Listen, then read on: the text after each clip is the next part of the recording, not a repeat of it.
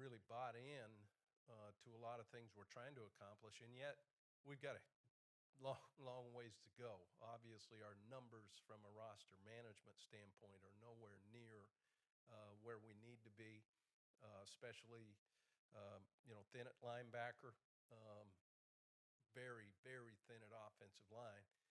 To the point that we all knew this was coming, so it's not a shock. But we're going to have to adjust how we practice, the amount of reps that we get, and the different ways in which we do things. From a practice structure where normally we like to go 2, 3, and 4 spot drills, where guys are constantly working, no one's standing. There's going to be some skelly type work that needs to go on that normally would be in a team situation. So, but we'll handle that. That's cards we are dealt. So that'll be all right.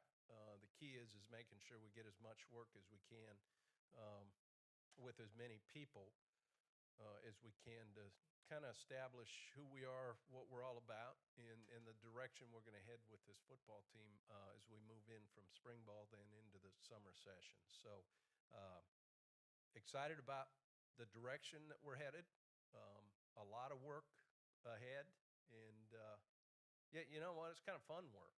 Um, we get a chance to get out. I'll just say personally, I can't wait to get outside and enjoy seeing these guys compete and find out kind of positionally where some guys are going to be. We haven't made any position changes or anything like that, moving forward. Probably the biggest one in there is to kind of figure out exactly where Brandon Powell's going to kind of fit from a wide receiver, running back, where he kind of played both a little bit. We're going to primarily put him at wide out and give us an opportunity there. That obviously makes us thin at running back, but at the same time, you kind of do a guy disservice when you try to kind of do a little of both. And so we're going to try to take a look at that at first, and then we'll go from there. But other than that, injury-wise, obviously, Morrison will be out. Things are going well with him. He's really attacking his rehab and been with us. I got to tell you what now, here's a team guy now. He doesn't miss a meeting. He's out there at every practice doing what he can do, and that's really good to see. Trip Thurman, the offensive lineman, we probably he's not going to do anything in practice. He's still with the team. That shoulder is such that if we can get an 8-month cycle off of it, then maybe we're able to piece some things together with him next fall. The way I look at guys not being able to go in spring is it now gives another guy an opportunity to get a lot of valuable reps. And so that's really what we try to accomplish with it. So I'm sure I'm missing some guys. We'll hit that, when we get out there on next Monday, for sure. I didn't necessarily have a real long meeting with the trainer today. That's kind of the least of my worries right now. But we'll tackle that come next Monday. As you guys know, change of venue for us because of the exciting things that are happening from a facility standpoint. They're making great progress on the indoor. We're going to expand that field as well. So we've got more space moving forward, moving out towards the throw pit with the outdoor fields, which is needed.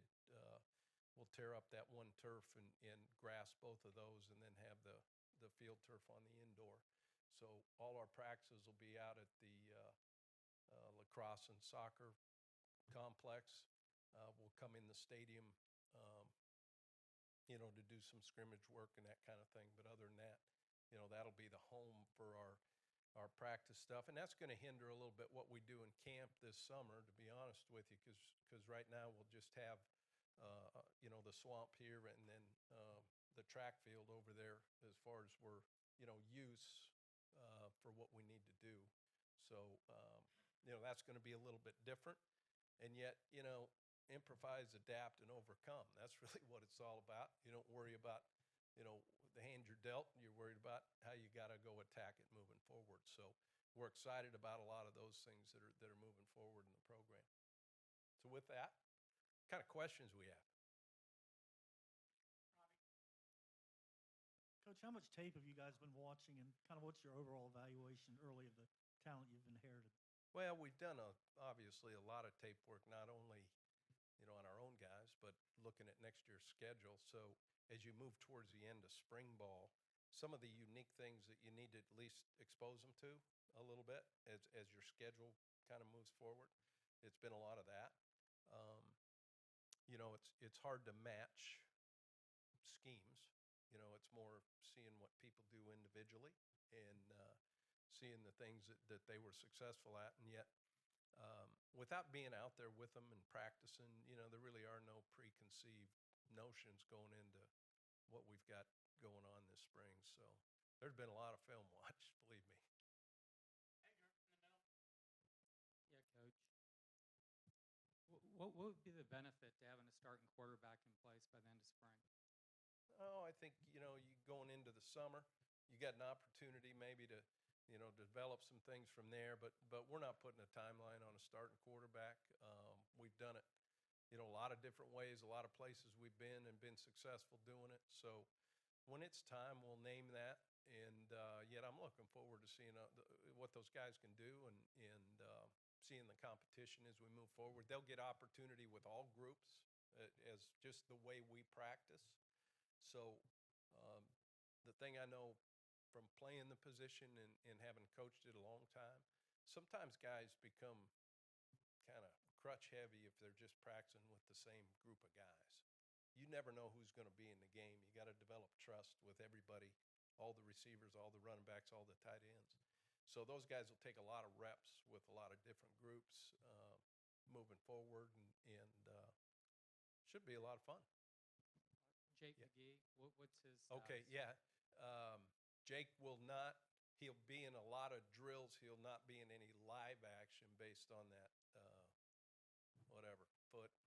That you want me to give you the anatomical problem on the injury. He's got a bad foot, and that's about what I know about it. But so that'll give a lot of those tight ends, which we've got a good group of tight ends. I'm talking about from a number standpoint that are going to allow us to kind of move the direction we want to offensively with those guys handling a lot of load. But he's been running with our team, but we certainly don't want to jeopardize that. And it's too short out from what occurred there. But he'll be involved in a lot of the skelly drills, a lot of the half line pod work, that type of stuff. He just won't be in any scrimmage or any live drills. Coach, with the number on the offensive line, how do you plan to address that during practice and then certainly with the spring game? Cry. This has been a lot of sleepless nights trying to figure out how we're going to practice from a standpoint of trying to make sure we don't lose some other groups, because of the one group, and yet putting so much work on them sometimes, you get caught up in that. So adjusting how actually having rep counts, pitch counts on certain guys as we kind of move forward. It'll be an evolution because it's something that we need to get, moving forward. We need to get our roster balance. I mean, it's the same way at linebacker now too. So just from a depth standpoint, got good players, and I'm not saying anything about players. I'm just talking about structurally how you practice to get the most out of it. And so it'll be a little different based on those numbers because, even if you get one dinged or a couple dinged here and there, then that's really going to change how we've got to do things. And yet, you know what? Out of all the positions, those old linemen are going to get some valuable reps now. And there is no replacing true reps. And so when you see kind of how we practice, guys aren't standing around. Philosophically, I always get a kick out of take a mental rep. So if I'm shooting free throws, okay, what am I going to go stand at the line and stare at the basket? No, I'm going to shoot, right? So I can't stand that part of it. So something that we've kind of done is everybody's moving, everybody's working, everybody's getting on film because now you can teach it off of film. So the value of repetitions, and yet making sure they're quality reps, and you're not getting nothing out of it because they can't go. That's really where we're going to kind of be as far as the structure of it. What's the update on Jared Davis and Brian Cox? They're injured. I mean, what's their availability this spring? How much are they going to participate? Well, that's something, trainers and day-to-day, you'll get the injury report. Guys, I really, they're hurt. So there's a pretty good chance they won't practice much, but we got to get them healthy. So.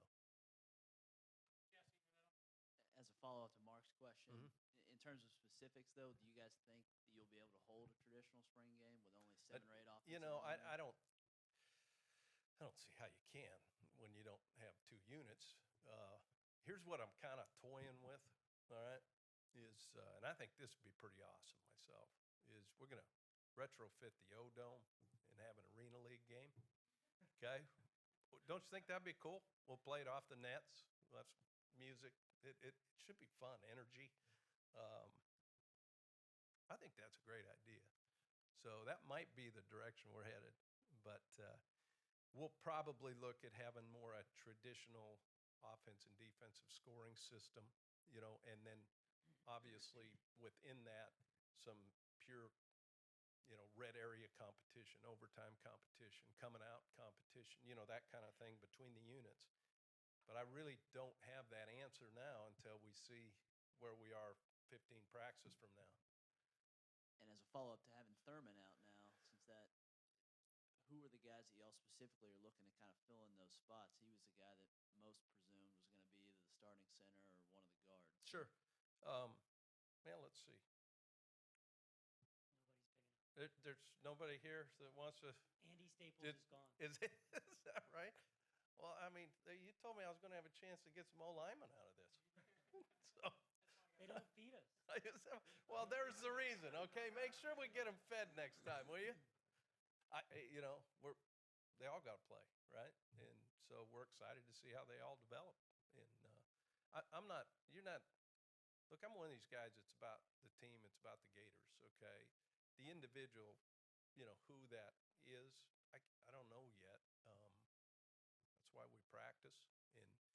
And I think as time moves forward, I'll be able to tell you a little more that so-and-so is really making some improvement, or, hey, we need to get a little more out of this guy or whatever. Well, I wasn't even obviously you guys haven't even been on the field yet. I was just speaking in terms of, have y'all identified that we think, based on the tape we've watched from last year, X player would be better for inside versus Y would be better to play tackle? There hadn't been a lot of them even on film. Now we've had to dig up some practice film just to see kind of how they go, but it's a little bit more of an NFL philosophy. In other words, you've got 8 active guys, for example. Some of those guys have to fit. They got to be able to play a tackle, whether it's a left tackle, and they've got to be able to also fill in at right guard or whatever that is. But I think developing that unity as we move forward is really kind of the key to what we need to get out of spring. We've talked a lot about infrastructure and modeling this thing after Alabama. Can you give us an update as to where you're at? I've seen that you've hired a number of guys, quality control types. Sure. Can you give me an update of where that's at and where you feel like you're headed on that? We're getting there. We're still a ways away in a couple spots, and yet we've been really fortunate to attract some, I think, outstanding talent and guys that are going to be able to help this program move forward in the roles. Obviously they can't coach on the field, and they won't. That's not how it is. And yet some of the value as far as looking forward to some film breakdowns, some things like that is huge. And getting another set of quality eyes on your product that can kind of sit back and see it a little bit from afar and bring some really good value to what you're trying to accomplish. I think we've done that in those spots, and so we're not filled up yet. We kind of pretty close, and yet even a couple of the graduate assistant roles, we need to still get them in school. There's some things that way that need to happen. So, but we're getting to where the model that we're after, and it's got to be a model that works for the University of Florida. So we're at the University of Florida. We're going to fit that model to what's best for us. How do you convince guys, longtime coaches, some of these guys, how do you convince them to transition from a on-field coaching, which is what you guys love to do, to a breaking down film, recruiting type scenario? Well, part of it is, the people you get to work with, the new set of ways of doing things, and just kind of refreshing yourself as a coach. These are transient positions by nature, which is great because we're able to give an opportunity to a coach to advance his career. And then at the same time, on the other end, we're able to possibly bring in new ideas to stay fresh. And so that's all part of how this works. And, the other thing is if a coach does move on to a head coaching job or something like that, it allows opportunities for guys. And internally and externally, I've seen it firsthand, and it really is the way of moving forward. And our administration has been fantastic with allowing us the opportunity to at least get near in the ballpark with the way things are moving, in that direction. Jim, can you talk about the dynamic of trying to install your offensive system in your first spring while also at the same time trying to figure out what the players do well in building the scheme around that? Well, system-wise, no matter what you're in, no matter what the system, it comes down to blocking and it comes down to tackling. It comes down to taking a certain step. It comes down to where your eyes are. There's a lot of base fundamentals that have to occur for whatever offense you're in, okay? Whether doesn't matter. They're running kind of the same plays. So for us, it's a matter of the fundamental standpoint and seeing really maybe this guy's strengths, or maybe A. We got to work on B, but let's not force B as an issue. Does that kind of make sense? Maybe be one of those things where, as you look at it offensive line-wise, for example, if we, flip lines, have a strong side and a weak side. There's certain things that you got to find out about the players first before you throw that kind of stuff in. And that's what makes spring ball fun, is an opportunity to experiment, yet an opportunity to kind of really see how guys react and what their strengths and weaknesses are. And then the tight end position wasn't very productive last year with Jake McGee, not going full contact. How much of an opportunity is it for the other guys that are on the roster? Well, it won't be for lack of reps, okay? And that's up to us to strengthen that position. And I've got a great coach there that has coached it for a long, long time, and part of that reason is I knew what we needed to do at that spot. And yet we also need to expose them a little bit as to what we expect at the spot. So it'll be interesting moving forward. But we have numbers at that spot. That's one of those spots that's, from just a pure numbers, is actually pretty good. How have you seen your players react to, Mike Kent's workouts, and what philosophies has he really tried to implement there? Well, I think first and foremost is accountability, and the understanding that we're all Gators, and it isn't a certain position group or a certain side of the ball or anything like that. we're all in this together. We're only as good as each other is, you know. So what he's been able to do is you know, we do a lot of work where the position groups are mixed, you know, as they're doing things. Okay, so you spend enough time, you know, once ball starts, you know, in a meeting room with these guys, right? But it's a chance to get to know all the other people. And so he's done a really good job of that. That's a philosophical thing that we believe in. You know, you see when we do go out to workouts, everybody's walking in a tight group. You know, it isn't guys straggling out at their own benefit, you know. Understanding the accountability standpoint to each other, and it's something we got to continually work on, is that bond. Hector again, and Jordan. I can hear you. I don't even think I need this, to be honest with you. But go ahead. Excuse me there. Yeah. So you're saying getting in the ballpark. How far behind was UF with support staff, and how many people have you added? And do you have some specific guys? I saw John Garrett for one, and that's a pretty impressive guy. You know, whether we're behind or not, that's not for me to answer. It's a philosophical, probably, discussion more than it is anything. I don't think we were behind by any stretch of the imagination, and yet, you know, it's something that I was kind of a part of. I saw the value of. We did the same thing at the place I just came from, and helped us be successful.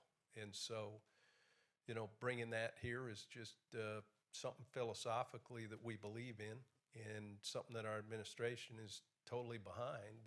And you know, I got to tell you this, it's hard to have success if you got different things pulling in different directions. As long as everybody's, you know, on board with the right message, what needs to be accomplished, and then figuring out ways to do it. And that's one thing I think that is great about being here, the people we're working with, giving us those opportunities. So.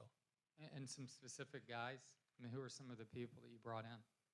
Well, I mean, you mentioned one. I think, you know, Mark DeBastiani, he's a guy I've known a long time. It's, you know, been a coordinator at the 1AA level for quite a while, and a guy that gives us an opportunity, you know, another set of eyes on defense. Obviously, Markwell Blackwell, who brings some instant credibility from the area, you know, and yet, you know, has coached at the collegiate level, has coached at the high school level, and quite honestly needed a break, you know, to you know, get involved and see how the situation is. And I think he's a real strong person in that area as well. Mark Noodleberg, who, you know, was a full-time coach at Cincinnati, and learned from some really good special teams guys along the way. Another set of eyes, you know, that they can sit in there and help us and help Coach Nord and myself, you know, on the special teams.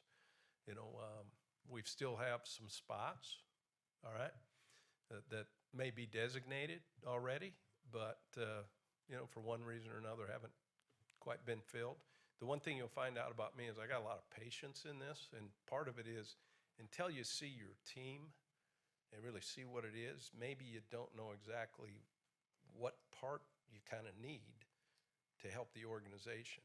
And that's part of the discovery of where we're at as a total organization, to see what we need to fill there. What are you looking for in a quarterback, by the way? Specific qualities, and what's kind of your message You to know, these guys? I think guy that learns how to throw it to our jersey, you know, our colored jersey is probably the most important thing, and understands the importance of taking care of the football and affecting the people around him in a positive way is really, really what we're looking for. Jordan over here to the left. I know it's probably tough to replace someone with production on defense like Dante Fowler, but how important is it to find one or two people in that front seven to hopefully do what he was able to do the last few years? Well, I'm a believer in this. You don't replace a Dante Fowler. You know, the guy's going to be a top 10, whatever, top 5 pick in the National Football League. It's a pretty good league, by the way. All right. So you don't replace that guy. What you do is the positions around that guy have to elevate their play, to make up for that production. Does that make sense? So that's kind of how I see that. Whenever you lose dynamic playmakers, either side of the ball.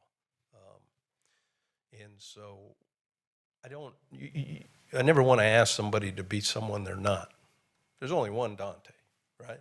So you can't go out there and say, hey, go be Dante. Well, shoot, that's never going to happen.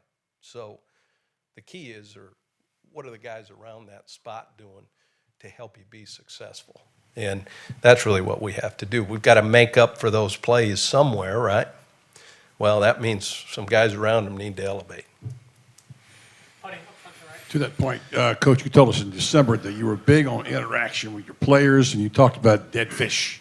Don't give me any dead fish. How are the dead fish, first of all? You know, actually, I got to say this first of all on that note.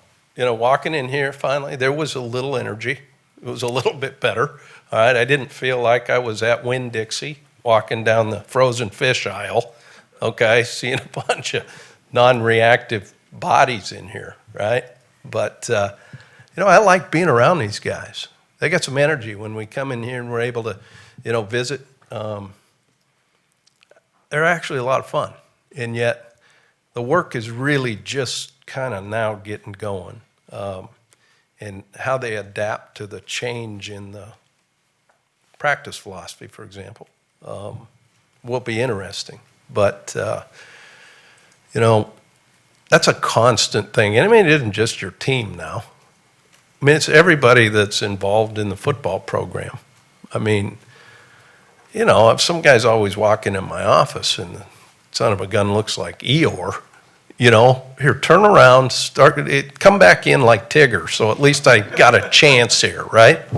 So That leads me to the second thing about your players and your interaction. And are you able to tell enough about your players and what you see that you can conceptually, at least, do what you think you need to do offensively, particularly? Yeah. Is that coming together? yeah, and you know, per NCAA rules, you don't get, Right. you know, you don't get the opportunity to be around these guys like you want to, and yet no one does, right? So coming in new, that's really where we've got to take advantage, you know, of that time here when we can be around them a little bit more. You know, I haven't seen him, I can't even see him pitch and catch, you know. I mean, shoot, at least I can go to baseball and sit in the bullpen and throw a couple myself, you know. But, so I have no idea. It'll be, you want me to tell you what I'm really nervous about? Okay. I have nightmares about the inability to get out of a huddle. Okay? Because some of these guys have never huddled. Okay? Running no huddle. Taking a snap from center. It's a novel concept, okay? And, you know, routes on air, I just hope we complete one. So that's what I'm excited about that first day of practice. You have nightmares. We've seen it. Well, believe me, I've lived it before too. So that's probably why I have the nightmares. Coach, you've talked about your, I think, 18-month schedule, so nothing surprises you. What are the challenges of coming into a situation where that's not already in place and building it from scratch? Well, I don't look at it as much. I look at it as an opportunity. It's an opportunity to kind of build on some really good things that are here and tweak some things that maybe need to be tweaked. And I think part of that is not jump to conclusions, you know, and really get an opportunity to kind of see how the workings are, and then help and enhance that. And, you know, there's already been some great things I wished I would have thought of before, right, that are already in place with the people in our administration, the people within the organization. And so that's been good. You know, when you get to the end of that 18, that's when you get a chance, and now we've already been able to go through month one, retweak it for when that month one comes up again. Does that make sense? And then we try to do that. And after every event, we have a follow-up meeting to say, how do we make it better? And maybe at times you say, man, that was pretty good. So, but at least you got to make sure you're always digging and making sure that you're current. And I think that's the key, is making sure you're current and you don't fall behind in anything that you do. And so that's what really kind of helps with that, keep it on track. Time for a final question. Nick, and then Cassie will wrap up. You guys were kind of behind the 8 ball as far as recruiting when you first got on. How much does the extra support staff that you've added, how much will that aid you with this recruiting class? Well, you know, we're ahead of the curve right now, but we're also a little behind because a whole bunch of people in this league have been already recruiting a long time for 2017s, right? So it's going to take still another full cycle to try to catch up, but believe me, we'll be a lot farther ahead than, you know, that 2-3 week period that we had kind of trying to get it together. And I got to tell you, I was just so proud of how hard everybody in the organization worked those weeks in recruiting to give us the best opportunity to show what it means to be a Gator and the things and the benefits of being a Gator down the road later in life and how important that is. So I am looking forward to at least trying to be a little ahead and not wait until, you know, the last recruiting weekend to have 16 visits or whatever it was and hopefully get 1 or 2. So. Wrap up with Cassie over here. Hey, Coach Mack, you've talked a lot about what reps the other tight ends can get in place of McGee being out, but once McGee does come back, just from what you've seen on film and paper, how beneficial is it that you got that extra year with him?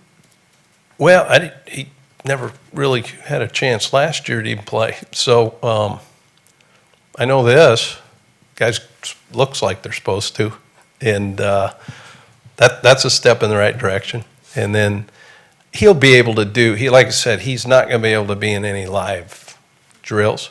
But we'll be able to see how he functions in, you know, some of the combo blocking things and that kind of stuff. So I think we should get a pretty good idea on how he's going to fit to help the program next fall.